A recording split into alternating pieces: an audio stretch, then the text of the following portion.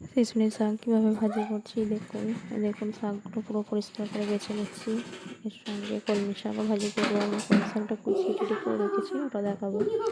তার মধ্যে শিশুনি শাকটা পরিষ্কার করে নিচ্ছি। এই যে দেখুন করা হয়ে গেছে। তারপর কলমি শাক শিশুনি শাক দুটো রেডি করে নিয়েছি কুচিয়ে। যে কলমি শাকটা ছোটো ছোটো কুচিয়ে নিয়েছি, আর দেখুন শিশুনি শাকটা করা হয়ে গেছে। দুটো শাক একসঙ্গে ভাজি করছি। প্রথমে তেল লঙ্কা রসুন যেমন দেয় সেভাবে দিয়েছিলাম। তারপরে শাকগুলো অল্প অল্প করে দিয়ে নেড়ে নেড়ে নিচ্ছি। মানে দেখো পানি দেবো না, এটা আস্তে আস্তে নাড়তে চাড়তে এর মধ্যে যে পানি বেরোবে ওর মধ্যে সিদ্ধ হয়ে যাবে। এই দেখুন নাড়ছি